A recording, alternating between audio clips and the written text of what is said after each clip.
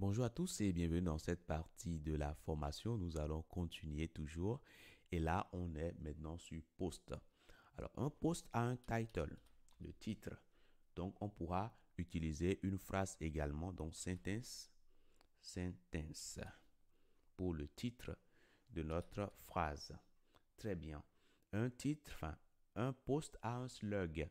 Donc, je peux mettre ici slug comme ça. Et là, je peux créer mon slug. Donc, je peux utiliser ici slug, comme ça.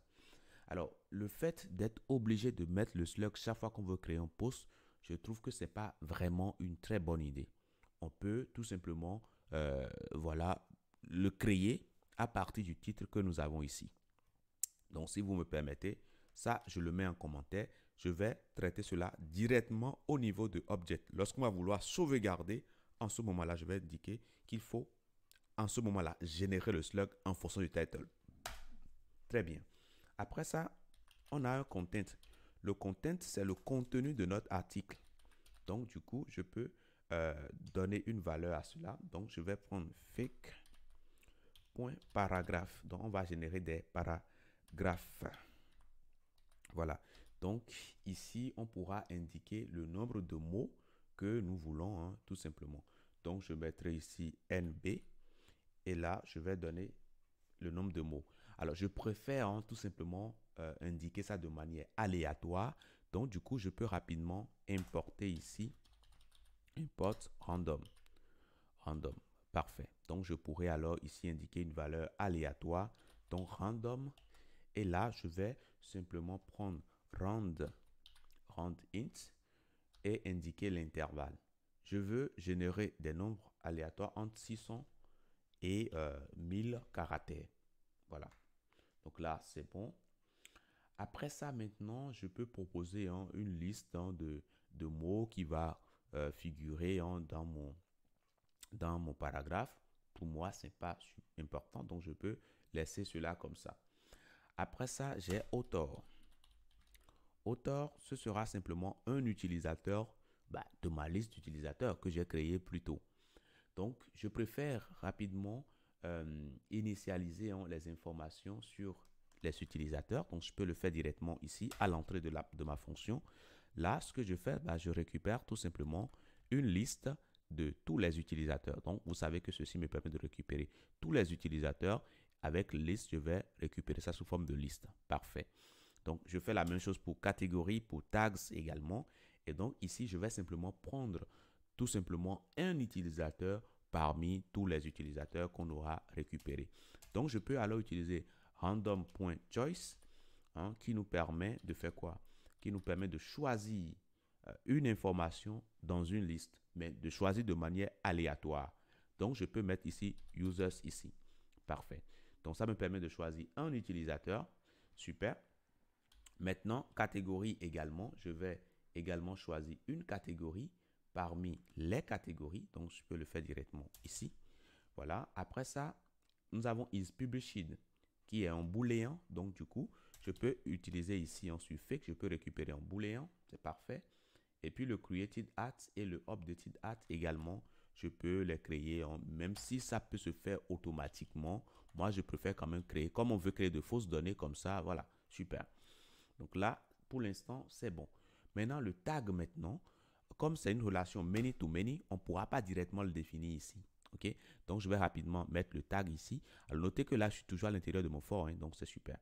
Donc, je mettrai ici post. Alors, le post qui est créé, je vais récupérer ça quelque part ici pour pouvoir manipuler cela. Donc, post égale. Donc, ça, c'est bon. Donc, je prends le post que j'ai créé tout à l'heure, point tags.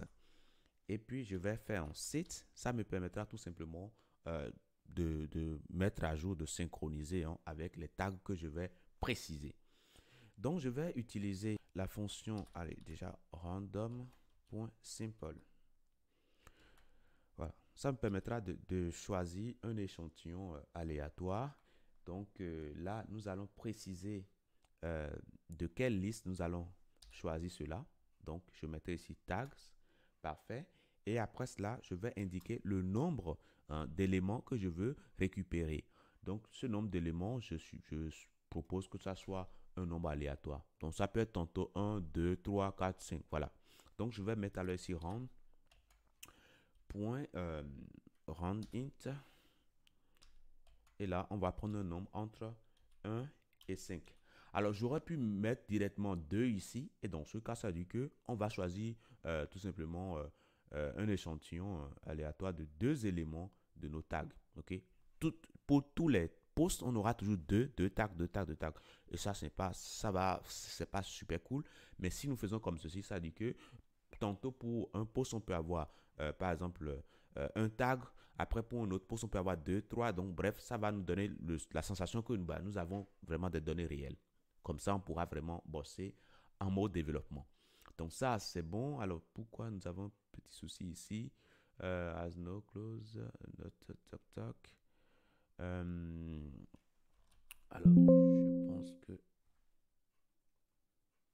je pense qu'il faut qu'on indente un tout petit peu. Sinon, lui, voilà. Donc, ça, c'est bon. Alors, le faker slug, j'ai dit que nous allons gérer ça autrement. Donc, on peut rapidement, alors ça, je vais décaler ça un tout petit peu. Voilà. Alors, si je regarde de plus près, je pense que j'ai oublié de mettre ici. Hein. Voilà, donc là, c'est bon. Maintenant, on peut aller rapidement au niveau de post ici. Et puis, nous allons nous-mêmes créer le slug. Donc, nous allons dire que nous allons surcharger save. Save, c'est une méthode qui existe déjà sur la classe duquel nous héritons, hein, modèle ici. Donc, ça permet de sauvegarder, hein, une instance de notre modèle. Et puis, alors, self, voilà. Et puis, ça prend des arguments. Donc, je peux mettre ici args, voilà. Et puis, ici, je mettrai tout simplement k, voilà, kwargs. Donc, ça va collecter hein, les données hein, qui sont transmises avec des clés. Donc, ça, c'est bon. Maintenant, première des choses que nous allons commencer par faire, nous allons vérifier est-ce qu'on a déjà donné un slug. Ça peut être le cas. Si c'est le cas, ben, c'est ce que nous allons garder tout simplement. Mais si on n'a pas encore donné de slug, alors là, nous, on va définir cela. Donc, on va regarder déjà if not self.slug. Voilà, si on n'a pas donné de slug, en ce moment-là, on pourra prendre ici self.slug qui sera égal. Bon, nous allons utiliser une fonction qui s'appelle slugify. Donc, on pourra rapidement l'importer hein, directement en row ici. Donc, ça vient de Django. Donc, je mets ici from Django. From Django. Alors, il y a un O ici. Voilà, from Django. Point utile. Point test. Voilà. Import. Nous avons Slugify. Voilà, qui a une fonctionnalité qu'on peut utiliser sur les tests. Parfait. Donc, on peut l'utiliser ici pour générer un slug. Donc, ça prend en argument un titre, pardon, je dirais une phrase par exemple, et ça transforme cela en slug. Donc, nous, ce qu'on a à faire ici, c'est simple. On aura juste à lui fournir tout simplement le titre, parce qu'on veut créer notre slug à partir de notre titre. Le titre qu'on a. Hein. On sait que le titre, hein, c'est obligatoire, on ne peut pas créer. Voilà. Donc, du coup, on va mettre ici le titre. Et pour accéder au titre, on aura ici à prendre ici self.title. Self fait référence à l'objet courant. Parfait. Donc là, ça génère le slug. Et puis, après, maintenant, on pourra demander maintenant qu'on veut continuer hein, le processus de sauvegarde. Puisque là, en gros, on intercepte le processus. On fait ce qu'on a à faire. Et puis, maintenant, on peut maintenant relancer hein, le save comme c'était. Donc, on va prendre alors super.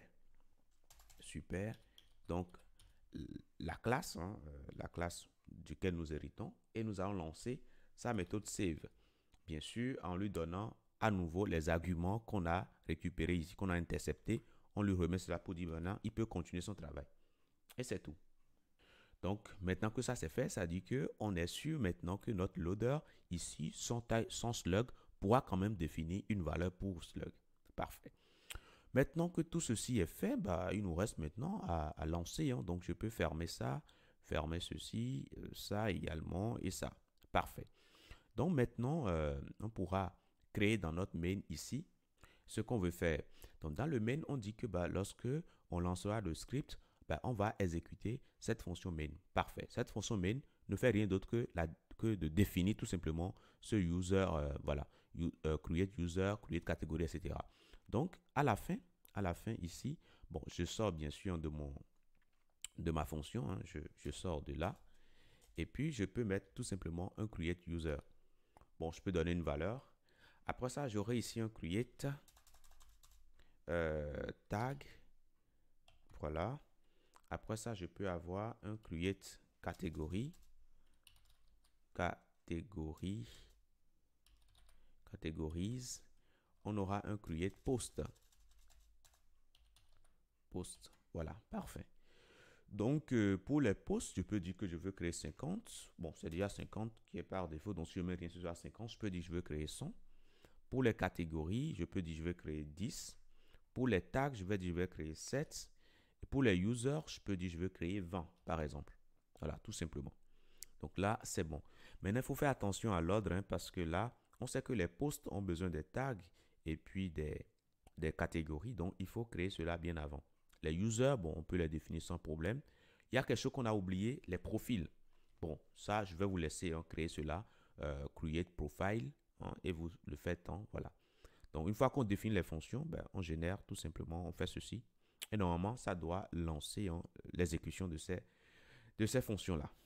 Donc, voilà pour ce que je tenais à vous dire dans cette partie. Dans la prochaine partie, nous allons commencer par tester tout cela. Je vous dis merci et à tout de suite.